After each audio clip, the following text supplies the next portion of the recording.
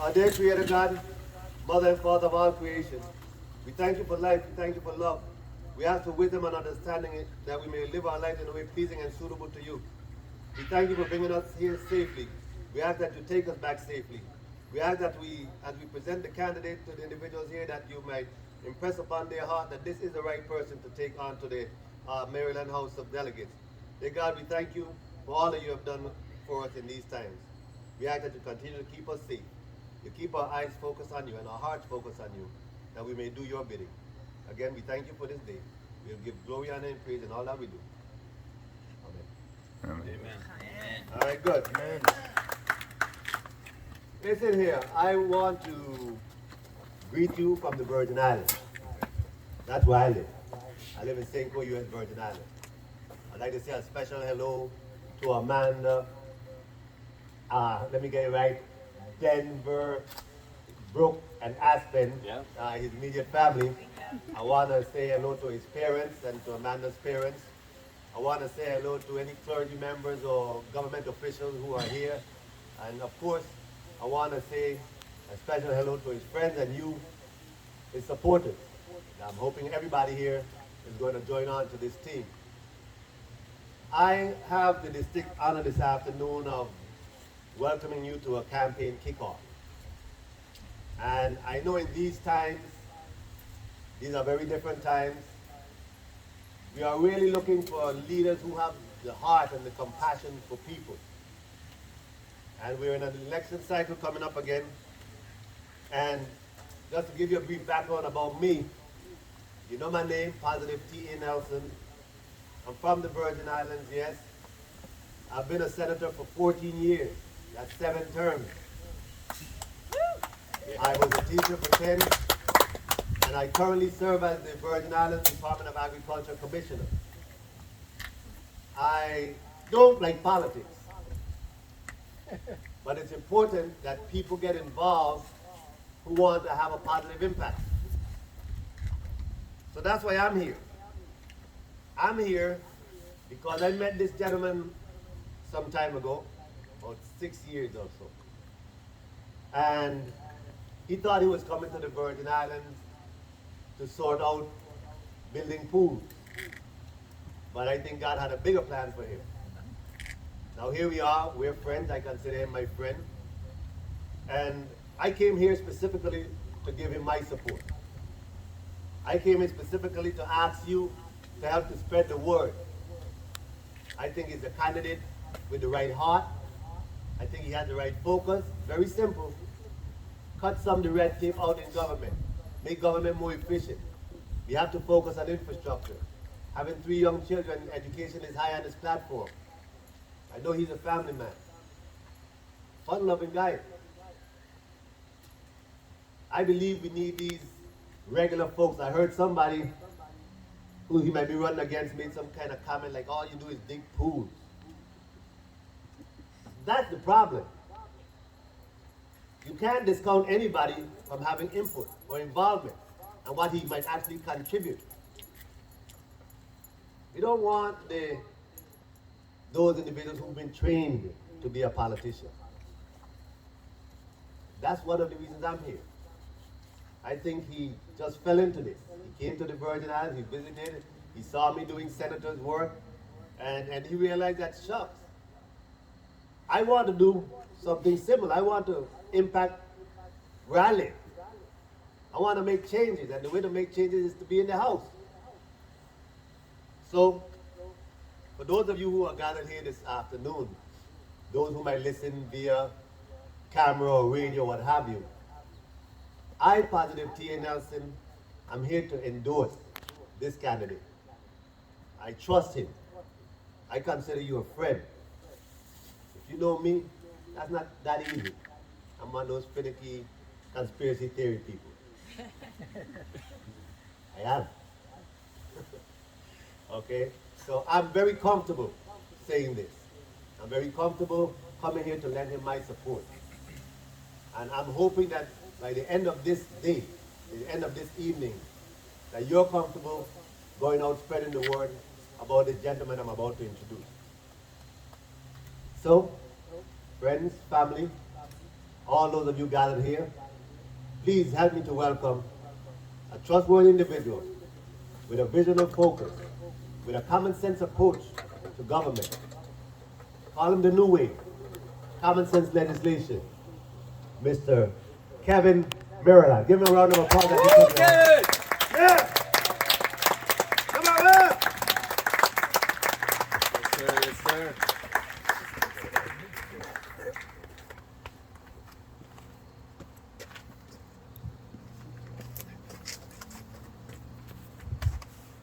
Howdy.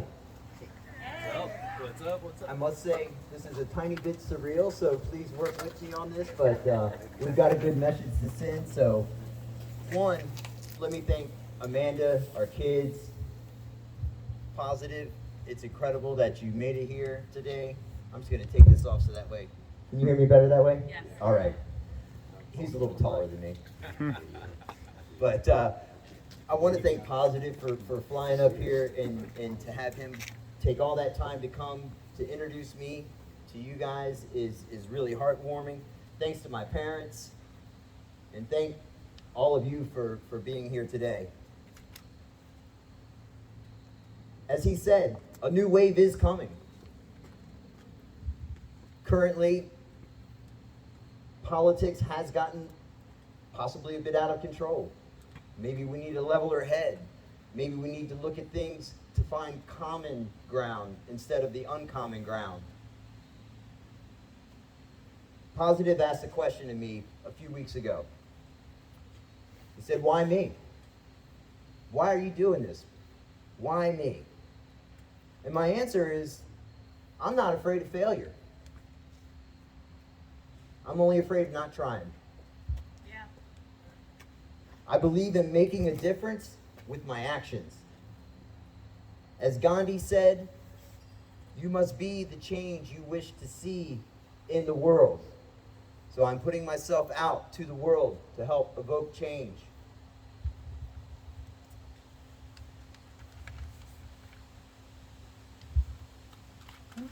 I am on this rock today to kick off a campaign that focuses on how we can move forward together with positivity, not constant negative.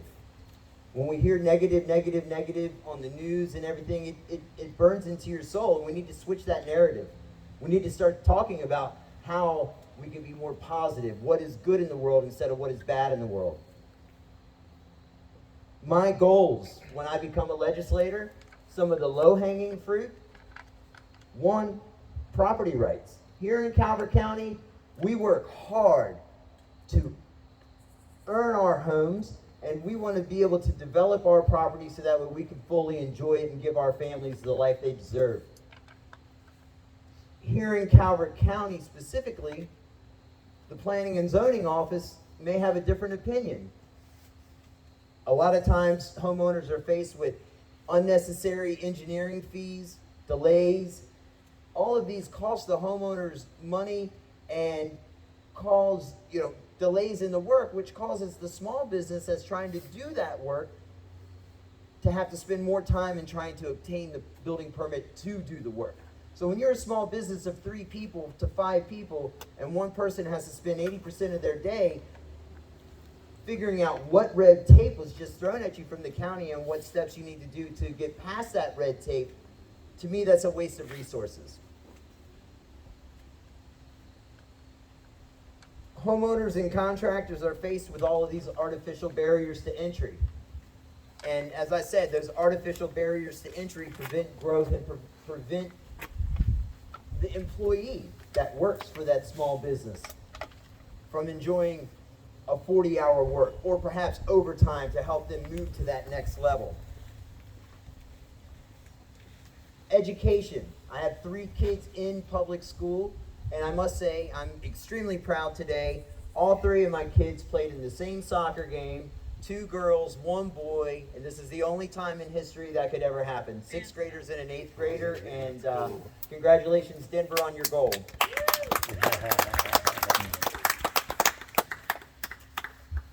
Education is hugely important in our household. My wife is a dean of education at St. Leonard Elementary that you passed on your way in. We are vested in our local environment and our local community. Let's get back to teaching. When education comes up, let's talk about teaching in school. There's a lot of rhetoric right now on different theories and busing and this and that. And what's getting ignored is the kid that's trying to learn, that's trying to get educated. So let's get back to teaching reading, writing, arithmetic, and leave complex theories for those in law school to debate. We need to focus on achievement, reward those that want to excel, provide a path, while providing opportunities for all students.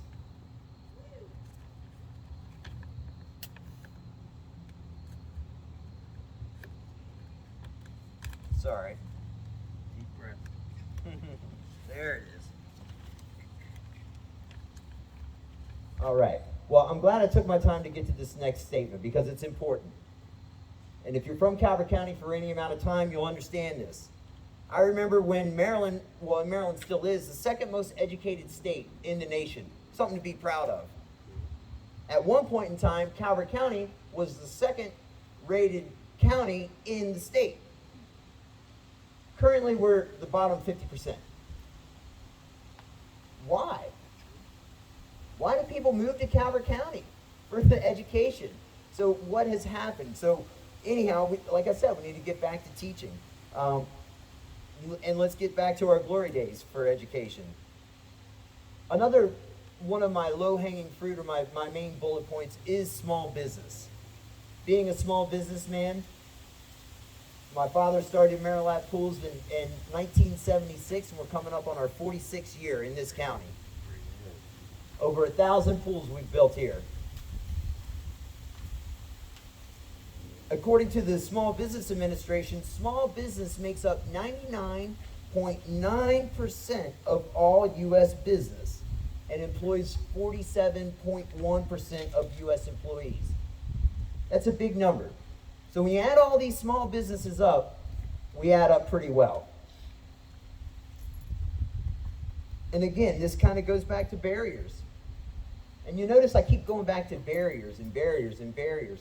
Barriers are artificial red tape that are there to help push you down, give you extra homework, work that doesn't need to happen, so that way you cannot concentrate on the main goal. We need to reduce those barriers. Construction companies. We're the third largest industry in the out of those small businesses. So let's get into some of the qualifications.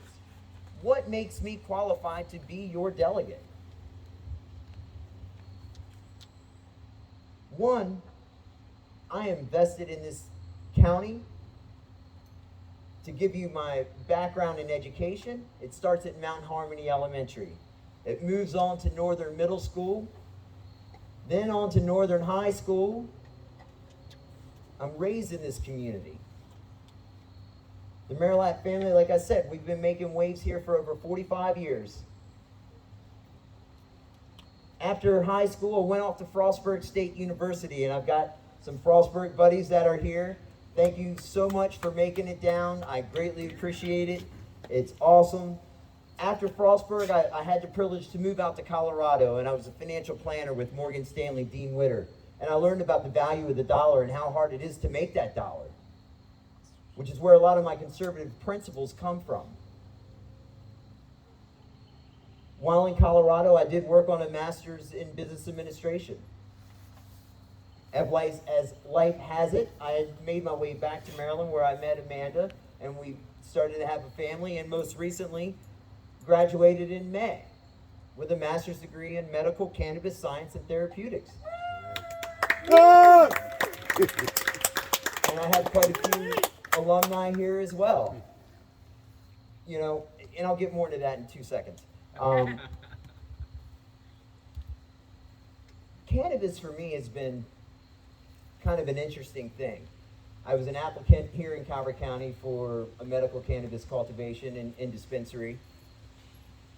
Not successful, again, not afraid of failure, only afraid of not trying. But that's what led me to the Virgin Islands, where I met Positive Nelson. That trip has put me on this rock today in front of you. The little saying, positive, well, it's not a little saying, it's a big saying. It's called Gi Nyame. Accept God. Accept what path God puts you on. And that is something that I truly believe in. And follow your path. That path, searching from cannabis, led me to earn a Master of Science degree in medical cannabis science, which I now plan to transform that into being the first state legislator to hang that said degree on my wall in Annapolis. That is a glass ceiling I want to break. For the past 8 years, just to give you a little bit of legislative experience, I have been working to get bills introduced and laws passed. One of the most important ones is the pediatric right to utilize cannabis in a school setting. Prior to that, in the state of Maryland, a parent would have to drive to the school, take their child off property in order to administer a life-saving medication. No longer. My son is a type 1 diabetic. He has constant access to his insulin. Could you imagine if your child had a seizure disorder and they couldn't have access to their medicine? Exactly. Now you don't have to, because it's allowed. I just want to finish up with some ideologies. Maybe to give you a little dip inside of my head and how I think. And what I want to talk about is something I came across that Gandhi wrote on October 22nd, 1925. So that's a day ago, that was 96 years. And the words still ring truer than ever. 7 social sins. Politics without principle. Wealth without work. Pleasure without conscience. Knowledge without character. Commerce without morality. Science without humanity. Worship without sacrifice. So to look at these words, my mind says, well, instead of being 7 sins, let's change that to the 7 wins. How can society act to help improve society? And it's very simple. We remove the word out. Let's have politics with principle. Let's make it count. Wealth with work. Go earn your money.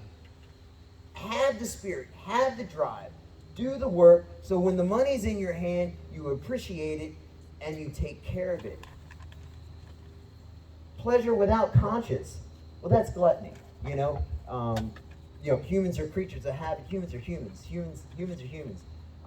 But it's something good to keep in mind that pleasure always needs to be held in your conscience. Knowledge with character. Very important one. If you have knowledge, show your character. Share that knowledge. Pass it on. Commerce with morality. Well, there's a concept that wasn't around when Gandhi wrote this in 1925, when a monopoly was the standard business model that everybody sought to have. Science with humanity. Why is the only medicine that God put on this planet on the controlled substance list as a Schedule 1 drug, and not one person has ever died of an overdose from cannabis? It's been locked away. Every human, not to dive too deep, but every human has what's called an endocannabinoid system. That endocannabinoid system controls all of your other systems. So imagine if there was a master regulator or a master key that we weren't allowed to figure out how it worked in the lock. It's time to change that. It's time to change that for sure. Yes. Worship without sacrifice. worship takes sacrifice. It takes believing in yourself, and it takes taking the time away from your daily life in order to reflect and move forward and refresh and renew for the next week. So with that being said, I'm going to go ahead and wrap up, but I will let you know there will be an event coming up in December. We're going to do a holiday happy hour, and I'm going to talk about the American dream. What are the ingredients to the American dream? How do we get back to making it? You know, what's the recipe? And I'm going to do a little talk on the bell curve, and let's see where I fit on that bell curve and where everybody else does. So with that, I've got to say thank you so much to all of you for being here. I am greatly honored by Positive, by Amanda, by my parents, by everyone that's here, Corinne, Jessica, Ben, everybody that's been here to help make this happen. Thank you. Thank you from the bottom of my heart. And I look forward to moving forward. So listen here. So you heard, don't go anywhere. So you heard the word. So spread it. Kevin Merillat for the Maryland House of Delegates. We're asking for your support. We're asking for your volunteerism. We're asking for your contribution. We got to make it to June. We got to get the name out there. Whatever you can do to help to support this cause, please do jump on board. I support this man, and I'm asking for your support too. Thank you so very much for being here. Let's go tonight and have a good evening.